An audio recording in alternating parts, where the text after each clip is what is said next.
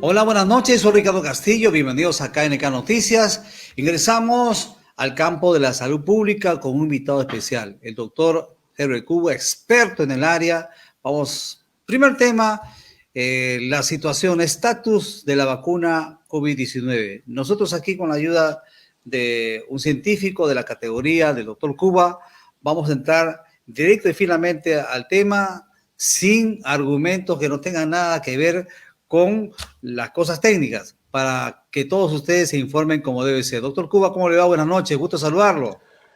Muy buenas noches y un saludo a través suyo a todo el país. Doctor, la idea es, con su ayuda, un poco como limpiar los parabrisas de esta sociedad nuestra tan querida, pero que a veces se deja llevar por leyendas, supuestos, dichos en redes sociales y esos informes que terminan por confundir a la gente. ¿Cuál es el estatus de la vacuna en el Perú? Se ha comentado que el Congreso de la República, digamos, ha instrumentado una ley en la cual se admite la administración de la vacuna. Mejor acuda usted para que nos, por favor, haga docencia con nosotros respecto al tema. Mire, tres son las estrategias para poder combatir la pandemia. Una de ellas son las medidas preventivas, que es lo que venimos haciendo. Dos son los medicamentos que sean específicos para eliminar el virus, que aún no tenemos. Se investiga en el mundo algunos fármacos antivirales, pero todavía no hay ninguno que sea eficaz. Y tres son las vacunas. Y en esta área de las vacunas se ha puesto mucha expectativa. Porque claro, la vacuna es un medicamento como milagroso, porque se le coloca a una persona sana para que ya no se enferme y como es natural, se espera que sea segura, que sea eficaz y que realmente no se enferme. Ese es un tema muy importante. De esto en el mundo se han hecho grupos de países que han ido por determinadas formas de hacer vacunas. Porque el día de hoy las vacunas ya no se descubren. Hoy día las vacunas se crean, se fabrican a partir de plataformas que hacen que tengan diversa modalidad.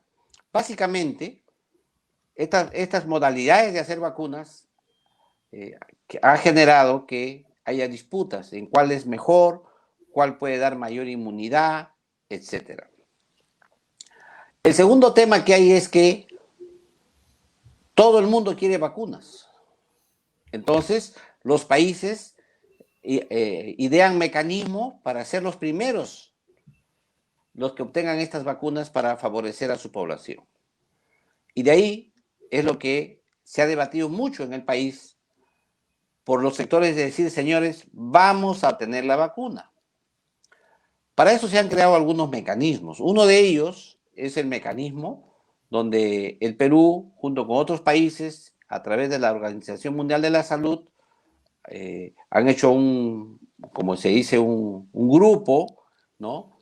Para lograr que en el momento que aparezca la vacuna, el Perú tenga la prelación. Otro tema, otra forma es que el Perú desembolse dinero a aquellos laboratorios que ya están avanzando en la inmunidad, en el estudio de la vacuna, y ellos puedan luego, ya con esta garantía de haber pagado por adelantado, nos den primero a nosotros la vacuna. Y la tercera forma es que nuestros peruanos participen en los procesos de experimentación, en los ensayos clínicos fase 3, que es lo que está ocurriendo en el Perú con una vacuna de la China. Con estos tres mecanismos, lo que se pretende es que el Perú sea uno de los primeros países que tengan la vacuna. Sin embargo, viene la segunda parte, que tiene que adecuarse el país para recibir la vacuna. Y hay una forma logística de esto, porque depende de cada vacuna. Hay vacunas que requieren una refrigeración especial de menos 80 grados, por ejemplo, y que requerirían una logística carísima. Hay otras que no, que requieren solamente las vacunas acostumbradas, como es la vacuna esta China que hay ahí y ya no se requería gran logística para el tema de la cadena de frío, por ejemplo. Pero además de eso, también tiene que ver con las fases, con el tiempo que demora la investigación científica. Los propios laboratorios, por ejemplo, señalan como hasta 16 meses para terminar, para culminar el ensayo clínico. ¿Esto qué significa? Que si culminan el ensayo clínico o la experimentación en fase 3, por lo menos a mediados del año 2022 podría aparecer la primera vacuna segura y eficaz. Y digo podría, porque todavía en el tema de vacunas la cosa es incierta. Porque hay virus como el HIV que desde el año 1983 hasta la fecha no tienen vacuna. O sea, el hecho de que se esté investigando las vacunas en un proceso febril, urgente, rápido, no significa que se llegue a buen puerto. Para eso se requiere precisamente estos ensayos clínicos que van a permitir tener unas buenas vacunas. Sin embargo, el presidente y el gobierno han prometido que el próximo año, en primer trimestre, van a poner vacunas a toda la población. Incluso han señalado un plan de trabajo. En este plan han señalado que va a haber 3 grupos. Un primer grupo que va a ser los cuidadores de la salud. Un segundo grupo, las personas que tienen mayor riesgo y comorbilidades. Y un tercer grupo que sería la población en general. Ahí viene la pregunta. ¿Cómo es que se va a entregar vacunas el próximo año si todavía las vacunas para culminar los estudios estarían por lo menos a mediados del año 2022? Y la respuesta la ha dado el presidente de la República a través de un proyecto de ley que ha presentado al Congreso. Este proyecto de ley, ¿qué pide? Que se modifique la ley de medicamentos para que las vacunas y los medicamentos necesarios para el COVID, porque no nos olvidemos que también hay medicamentos, como le expliqué al comienzo, puedan otorgarse el registro sanitario por un carácter excepcional y temporal de por un año, renovable, a las vacunas o medicamentos que todavía se encuentren en fase de experimentación, fase 3. ¿Eso qué significa? Que si le otorgas el registro sanitario, ya podría aplicarse a toda la población, porque ya tendrías la autorización legal para otorgarle el registro sanitario, porque el registro sanitario permite el uso de la vacuna ya en el público. Este proyecto de ley se debatió en el Congreso directamente en el Pleno, porque es un proyecto del Ejecutivo y como tal tiene prelación en los debates de otros proyectos. Sin embargo, en la discusión del Pleno ocurrieron 2 temas de fondo. Uno primero, que se discutió cómo es posible otorgarle registro sanitario, modificar la ley del registro sanitario todavía a vacunas y medicamentos que están en fase de experimentación, fase 3. Eso fue una primera pregunta. Y la segunda pregunta era que el artículo 4 de ese texto sustitutorio que se discutía en el Congreso señalaba que la vacuna era obligatoria. Entonces aquí entró en discusión dentro del Congreso, entre la primera votación y la segunda votación. Usted sabe que hay 2 votaciones para una ley. La primera votación se votó por mayoría, se aprobó que se otorgue ese registro sanitario y además se aprobó que sea obligatoria, pero no se procedió a la segunda votación porque hubieron 3 bancadas que se opusieron a que eso ocurra. La bancada de Acción Popular, la bancada de Fuerza Popular y la bancada de Alianza para el Progreso. Con estas 3 bancadas dijeron que no, hay que esperar el periodo de reflexión para discutir mejor esos 2 temas que son muy importantes. Pero además también otro congresista presentó una reconsideración a la primera votación. En otras palabras, esa es la discusión que hay hoy día de hoy en el país. Sin embargo, la ministra de Salud, en una reunión que ha tenido en el Congreso de la República, ha señalado que si bien es cierto, el Ministerio de Salud está obligada a hacer, es obligatorio, dice, poner las vacunas a disposición de los ciudadanos. Pero no es obligatorio que se vacune el que quiere. esa pequeña digresión ha hecho la ministra para decir que la vacuna se va a aplicar en modo voluntario a los ciudadanos. Sin embargo, el plan que ha promulgado el Ministerio de Salud señala claramente en su parte considerativa que es obligatoria. Sin embargo, la ministra ha dicho que va a ser voluntaria. Entonces, ahí se ha generado todo un debate en las redes sociales. Ya han aparecido básicamente tres grandes grupos. El primer grupo es el antivacunas, que siempre se oponen a cualquier tipo de vacunas. Y están en cualquier parte del mundo, ¿eh? Y Comenzando están en todo el mundo. Ya. Sí. El segundo grupo es que aquellos que se oponen a que se le dé el registro sanitario a las vacunas y medicamentos que están en fase 3 de experimentación o de ensayo clínico. Y el otro grupo es que dice simplemente, no importa que le otorgue, pero que sean voluntarias. Que la gente que quiere se aplique. La gente que, sabiendo que es una vacuna que está todavía en experimentación, ellos si quieren se apliquen. Entonces, esa es la situación actual, digamos, de la discusión, el debate. En otras palabras, no hay ley del Congreso. Segundo lugar, está pendiente la segunda votación. En tercer lugar, hay una reconsideración a la primera votación. Y en último lugar, es una iniciativa del presidente de la República. Político. Porque quiere cumplir, como él ha prometido, hasta abril del próximo año, que todos los peruanos o la mayoría de los peruanos sean vacunados. O sea, él quiere irse de la administración habiendo vacunado, o mejor dicho, habiendo ordenado a la administración de la vacuna para todo el país. Mi pregunta, doctor, a ver, y esta es una pregunta con absoluto respeto, porque usted es un científico, porque al presidente de la República, bueno, él no va a aceptar mis preguntas, porque él sabe que nosotros estamos del otro lado de la orilla, siempre. La ministra tampoco me va a contestar. Le hago una pregunta a usted, doctor. Doctor, usted en vez de abrir según la indicación del presidente de la República, ¿autorizaría que lo vacunen? Bueno, yo le voy a explicar algo. Cada persona puede tomar decisiones en modo autónomo. Hay gente que quiere contribuir al desarrollo de la ciencia, a tal punto que cuando se trajeron las vacunas al país, hacía cola la gente para participar en los ensayos clínicos. Otra gente que dirá, no, yo prefiero no participar porque yo me quiero cuidar. Yo creo que es una decisión que tiene diversos puntos de vista. Por ejemplo, tradicionalmente los médicos, por ejemplo, han participado en una serie de ensayos por este tema. O sea, siempre ha ocurrido eso. El problema está no en que qué opina el ego, no qué opino yo, qué opina otro, sino si es que es legítimo hacer una política pública, ¿no? Con vacunas todavía que están en fase experimental. Ahí está el detalle. Esa doctor. Es la pregunta. Y la respuesta a eso, que creo yo, que no. Porque la primera función que debe cumplir una política pública es, en primer lugar, no hacer daño.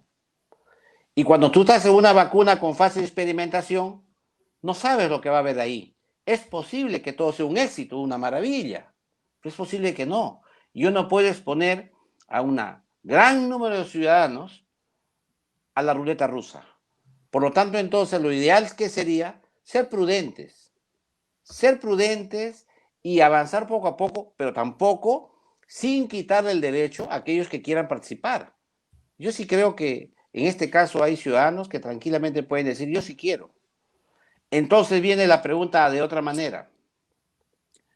¿Es la ruta que ha tomado el Ejecutivo de una ley que autorice, pero que la ley dice no solamente para el COVID, dice para en cualquier otra pandemia que aparezca? O sea, aquí ya se da una norma general hacia el futuro, que es lo que ha recibido el cuestionamiento de muchas personas entendidas en el tema, sobre todo los que son del área de los farmacéuticos, los químicos, los médicos, etcétera, que ven eso con preocupación, porque la ley de medicamentos es una ley que se ha debatido mucho, se ha discutido mucho, y se ha siempre resguardado que el registro sanitario, que es el permiso de comercialización o distribución de una vacuna en el país a todos los ciudadanos, sea muy cuidadoso en ser otorgado, porque es realmente el único momento que tiene el Estado de proteger a sus ciudadanos. Aquí hay un importante comentario, doctor, que también calza y que no es una especulación, porque eso sí es real. Dice así, Koji Suzuki dice, la promesa de tener vacunado a todo el país es comprar más de 60 millones de dosis, gastar, igual gastar. Dice. ¿Cómo no va a querer que se vacunen todos antes de que termine su mandato? Bueno, bueno, ahí usted, por si acaso, puede o no comentar esta So- diligencia que hace el seguidor. Solamente quiero decirle que el presupuesto que se ha planteado para esta vacunación, que es 400 millones para lo que resta el año y 2.600 millones para el año 2021. Eso significa que va a costar más de 3.000 millones, casi 3.200 millones de soles, toda esta vacunación. Hay que tomar en cuenta que esto es mucho más de lo que gasta el Estado peruano en todas las otras 26 vacunas. Es muchísimo más, ¿no? Y entonces creo yo que ahí ese monto, ese dinero, bueno, si es justo o no es justo, eso lo definirán los políticos. Pero nosotros decimos simplemente que si fuera un gasto útil, porque ahora le voy a explicar que viene otro problema más desde el punto de vista científico. Todavía no se sabe si la inmunidad que otorga la enfermedad, haber entrado en contacto con el virus, es una inmunidad consistente a largo plazo o de por vida. O si es que es una inmunidad de corto tiempo, o es una inmunidad, o los anticuerpos, como se dice, desaparecen y queda una inmunidad de memoria celular. Hasta la fecha eso no se tiene claro. ¿Y esto por qué es importante? Porque si nosotros decimos, vamos a aplicar una vacuna para que la vacuna sea útil solamente para un año, para 2 años, para 3 años, ¿para cuánto tiempo? Si la inmunidad natural, la que produce el propio virus cuando entra al cuerpo, no es seguro cuánto demorará, ¿cómo saber cuánto demorará la inmunidad de la vacuna? Claro, las empresas que investigan nos prometen que es más fuerte, más consistente la inmunidad de la vacuna que la inmunidad natural. Es probable, pero todavía no sabemos cuánto durará la inmunidad natural porque el virus es nuevo, recién tiene 9 meses. Ese es un tema para empezar. El segundo tema que hay que discutir es cuándo llegamos a la inmunidad de rebaño. ¿Qué es la inmunidad de rebaño? Es cuando un porcentaje alto de la población ya entró en contacto con el virus y en consecuencia los que ya entraron en contacto están inmunes y representan una barrera para los que no se han enfermado. Esa es la inmunidad de rebaño. La pregunta es, ¿cuál es la cifra? En modo natural se ha hablado mucho en el Perú que la cifra es 70%. El 70% para arriba ya está en inmunidad de rebaño o inmunidad de manada o en inmunidad natural comunitaria, como quiera llamársele. Pero lo cierto es lo siguiente, que no se sabe la cifra. La cifra sea el 70% de la proporción de la población que haya entrado en contacto con el virus, el 70%, el 80%, el 60%, el 50%. Esa cifra mágica no se conoce. Pero ¿qué se observa? ¿Qué se observa? En el Perú, por ejemplo, en la selva, en Iquitos, cuando se hizo en julio el estudio de cero prevalencia, ya el 75% de la población había entrado en contacto con el virus, ya no tienen enfermos. Ya los enfermos que llegan a Iquitos son la gente que viene fuera de la región Loreto, de otras zonas que vienen a Iquitos, pero ya propios de Iquitos ya no tienen enfermos. Entonces, ¿la inmunidad de rebaño es esa cifra? ¿O es menos? No sabemos. Segundo lugar, ¿y por qué es importante saber esa cifra? Porque debemos saber qué proporción de la población todavía no ha entrado en contacto con el virus y serían susceptibles a enfermarse. Y si son susceptibles por enfermarse, solo ellos serían los que deberían recibir vacuna. Ya no toda la población, porque toda la población ya fue vacunada por el propio virus, de modo Por natural. ejemplo, doctor, por ejemplo, y usted me corrige, todas aquellas personas que hemos tomado debido cuidado al transitar en las calles, que nos hemos protegido, que somos un porcentaje representativo, por ejemplo. Claro, esa población es susceptible. De repente, esa población es la que requiere vacunarse. No toda, pero no sabemos cuál es esa cifra. Y esa cifra se hace en base a un estudio que se llama de cero prevalencia, que se hace bajo un mecanismo exactamente como si fuese una encuesta política. Un universo, preguntas que hacen los periodistas a cada uno y ven, en función de eso juntan las encuestas. Aquí no se hacen preguntas, se les toma una muestra de sangre. En función de la muestra de sangre, vas a tener un universo representativo del país y vas a poder decir el 30% de la población del Perú ya entró en contacto con el virus.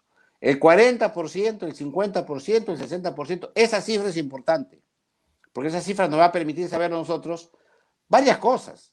La primera es la utilidad de la vacuna, pero lo segundo es si va a haber o no segunda ola, porque ¿qué ola va a haber si ya que están todos infectados? Ya no va a haber segunda ola. ¿No es cierto? No tiene sentido. Entonces, ese estudio es importante. ¿Cuándo nos entregan ese estudio? El 15 de noviembre. ¿Cuál es la crítica que hay al estudio? Que no, las pruebas que se han usado no son de calidad, que da mucho falso positivo y que el estudio va a tener mucho margen de error. Aceptamos, pero es un estudio, por lo menos nos va a aproximar a algo, a la realidad. Tercero, si no sabemos la inmunidad de rebaño, ¿cuál es la cifra? Segundo, si no sabemos qué consistente es la inmunidad, la pregunta tercera sería, ¿conoceremos con exactitud la importancia de la vacuna? ¿La utilidad de la vacuna?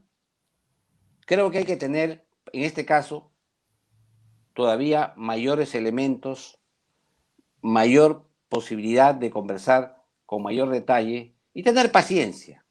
Dejar que la ciencia haga su trabajo. La ciencia está trabajando mucho. Miles y miles de científicos en el mundo trabajan estos temas y hay que esperar que vengan los resultados.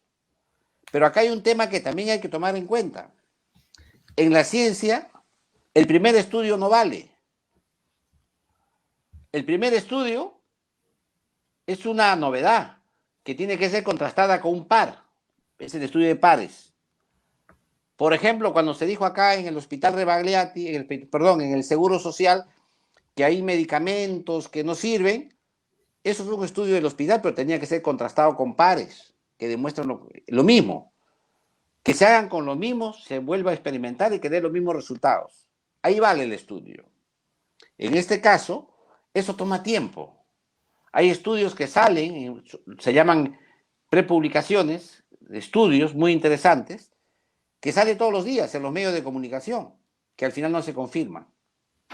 Eso genera mucha desinformación, eso genera muchos problemas en la población que no comprende el método científico y no sabe que las prepublicaciones se hacen para que cualquier ciudadano del mundo las repita, las haga de nuevo y en función de eso pueda darse cuenta si es que eso es una ciencia valedera o no. Ese es el problema que hay actualmente en el coronavirus.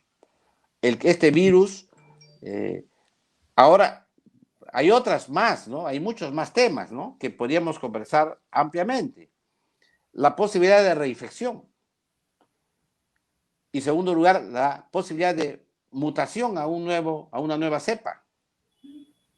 Eso todavía hay casos aislados de reinfección, a unos cuantos, unos 5 casos, pero hay millones de casos que ha habido de enfermos, pero hay unos casos pacientes que ya les dio, que se han vuelto a reinfectar.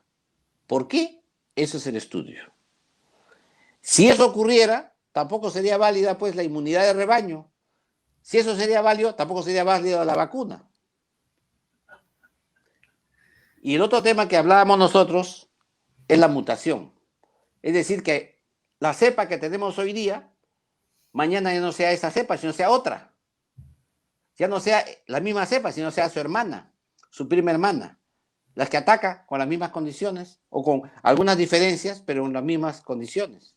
En consecuencia, si eso es así, tampoco hay inmunidad de rebaño y tampoco hay vacuna. En consecuencia, todavía hay mucho pan por rebanar. Todavía estamos recién en los pininos de la investigación del coronavirus en el mundo. Por eso es que crear la sensación que ya estamos con la vacuna en la mano, que ya la tenemos, que ya vamos a vacunarnos a todos y el próximo año, en marzo, abril, ya vamos a estar todos en las calles, eso creo que no es científicamente correcto. Posiblemente los políticos miden eso, pero desde el punto de vista científico hay un plazo, y eso que se está trabajando a pasos muy agigantados. Se están acortando los plazos en todo. Yo he señalado en una entrevista anterior que una de las grandes ventajas que tiene este virus es que el gobierno chino entregó desde el inicio el genoma del virus. Exactamente. Lo que ha permitido comparar el virus de Wuhan, hoy día se puede comparar con el virus que tiene España, con el virus que tiene Lima. Podemos comparar nosotros y decir si es que es idéntico, es lo mismo virus o son diferencias que no llegan a la mutación, porque la mutación ya sería otro virus.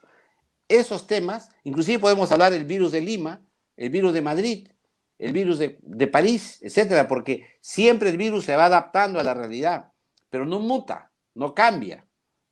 En este caso, también les digo que se habla también de la posibilidad de que haya una mutación. En conclusión, entonces, quiero decirles a ustedes que no por apurar las normas, no por hacer un cortocircuito y que todo vaya más rápido, vamos a conseguir buenos resultados. ¿Qué es lo que debe quedar como lección? Que cuando empieza una pandemia nueva, el aspecto más importante es el aspecto preventivo. Y el aspecto preventivo no es que cada uno, que es importante, cada uno es responsable, pero eso no es la política pública. La política pública significa que tienes que trabajar con la comunidad, en lo que se llama el enfoque comunitario. Es decir, tienes que crear tres grandes herramientas. Uno, mucha información, mucha educación, mucha comunicación para el cambio de comportamiento racional. Segundo, necesitas el enfoque riesgo, que significa que la población tiene que conocer por dónde va el virus, por dónde están los enfermos para evitar esos lugares y evitar que su familia vaya a esos lugares.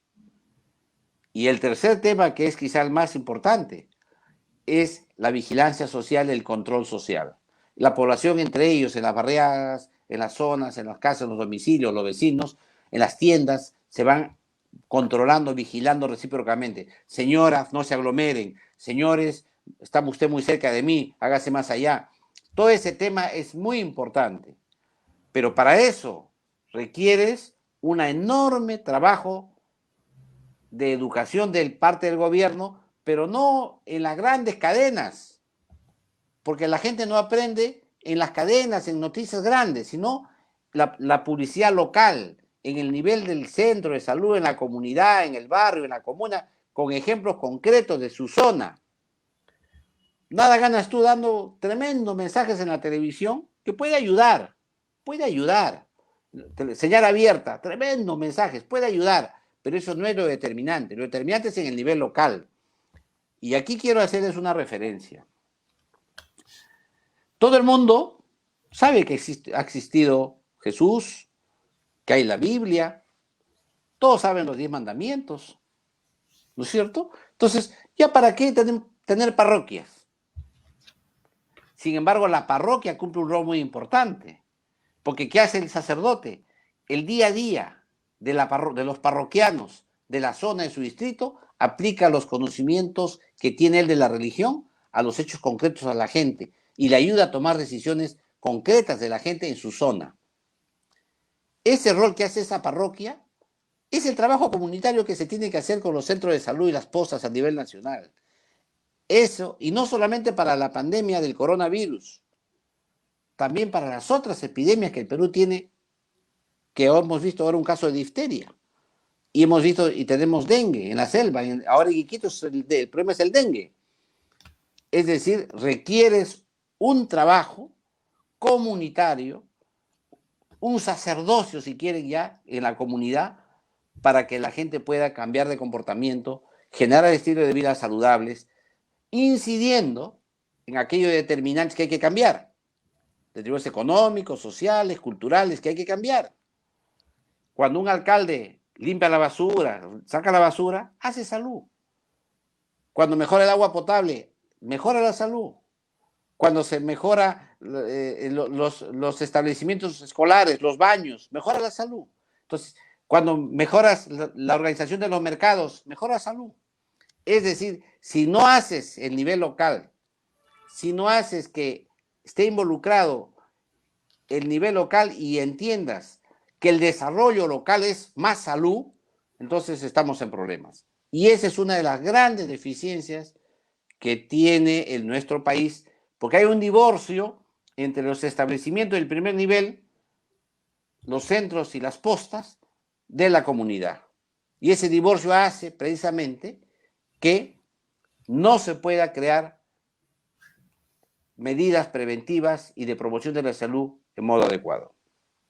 Doctor, la gran pregunta es si el gobierno, todas las entidades y líderes del sector salud realmente van a cambiar la estrategia para hacer el servicio de la prevención.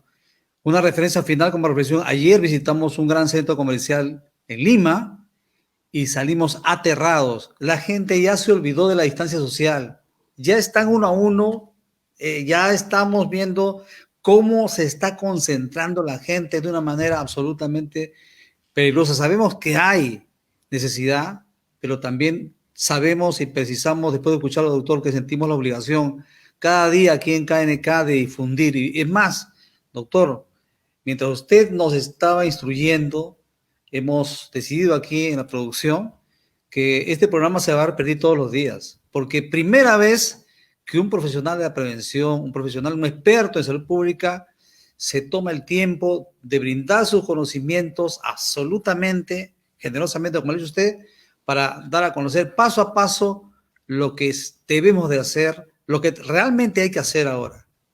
El que no tome información de cada una de las piezas de su discurso es porque no le interesa, primero, preservar su vida, y segundo, preservar, si es decisor, si es un líder, si es un ministro, no le interesa la colectividad.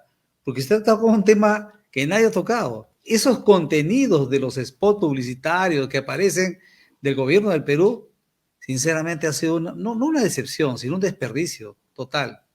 Esos personajes no identifican definitivamente. El país tiene 24 regiones y cada región tiene, cada provincia de cada región tiene sus propios usos, sus propias costumbres. Y ahora las iglesias, los templos están cerrados, que son inclusive los vasos comunicantes de mensajes que tranquilamente el gobierno puede utilizar, en el buen sentido de la palabra, para insistir en el trabajo de prevención. Doctor, muchas gracias por su aporte en favor de la colectividad a través de KNK.